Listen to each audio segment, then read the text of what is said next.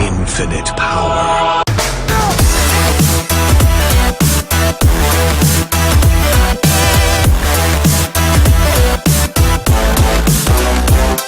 Hey everyone, it's OTG Blazer. I'm here with one of my life stories. I don't do life stories often, and my commentaries aren't the best, so bear with me here. But this is gonna be my story about how I got beat up and ended up having to get stitches. The kid, which I still hold a little bit of a grudge against to this day, just because of how he tried to cover it up, which I don't believe. And we actually were kind of close after this, like we talked occasionally, but I never could forgive him for this. I don't know why, it's just, this happened a long time ago, so I can't forgive him now. But anyway, I'm gonna stop rambling. So, I was in 5th grade, so this was like 3-4 years ago, and I was playing some basketball, and we went to all get a drink of water, and this kid was already known for getting into a lot of trouble. He was a year older than me in 6th grade, and he just got in a lot of trouble, by what I know. So he was getting a drink, but I was, in front of him.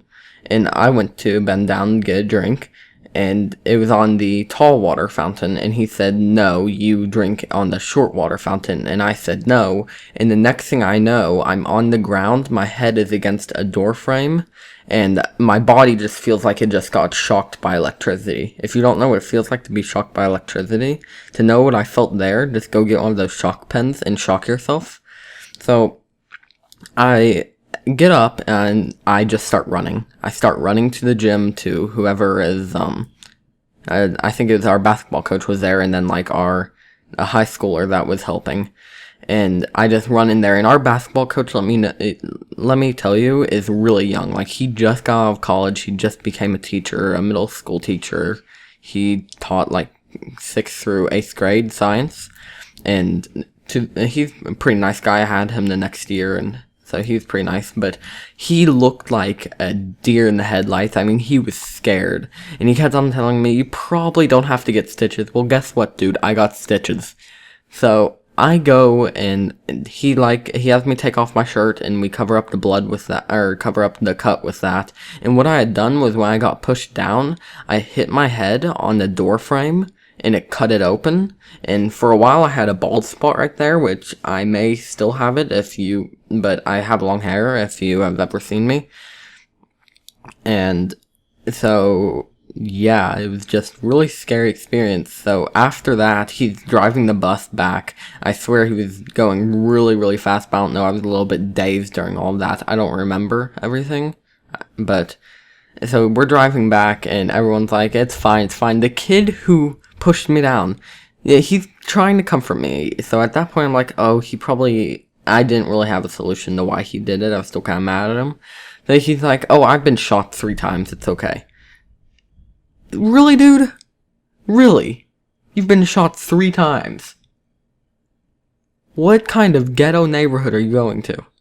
Because he said it was at his cousin's wedding. Okay. Dude, you were not shot 3 times. And he showed me where he was shot, and there was like a little scar there. Not a bullet hole scar. It was like on his thigh. It was like, you weren't shot. That's BS. So, we just keep on driving, and we're almost to the school at that point, where my mom has been called to pick me up. And she comes over there, and she's the one who told me that my teacher looked like a deer in the headlights. So, she drives me over, she's like, you may or not need to get stitches. And so she drives me over to, I forget, it was like a just little, quick clinic or something, I don't know. But let me tell you, the place where we live, the area of town where we live, we're middle class, and we live in like a little place that's close to upper class people. So we end up going to this place on our way home that is like a pretty expensive place, which we didn't know at the time. So we go in there, and the doctor's like, yeah, you don't need stitches, but you do need staples in your head. Which, as I'm thinking, what are those? I just hear click, click, click, and a beating, throbbing in my head. And evidently, he didn't tell me or warn me or anything, but he put like 7 staples in my head. And I'm just like, dude, numb me up or something. Like, I guess it was kind of good he did that, so I don't really blame him for doing that, because it didn't hurt nearly as much as if he told me. It's like 1, 2, 3. He did it when I was least expecting it, and I give him props for that. But at the time, I was mad at him. Like, I was just, like, pissed at him for a good year after that. Now I'm over it. I'm like, oh, that was a good idea and everything. But, yeah. So after that, he does all the standard stuff. He takes my measurements for my height and everything. So we go home, and me and my mom were just talking, and I had a friend at the time who, he calls me up, and he's really nice about everything. He's like, hey dude, you okay? You seem really shooken up back there. And so he's just talking about that, and do you know what he says? Which this is not what happened at all. Next day he's like, well, and on the phone he's like, well, tomorrow all the girls will feel bad for you and give you hugs and stuff. I don't even remember the next day, but I know that didn't happen to me. I was like the least popular kid back then. I was so annoying. Like, oh god, that my lisp really acted up there. But I was really, really annoying. So I had like a few friends, and that's all.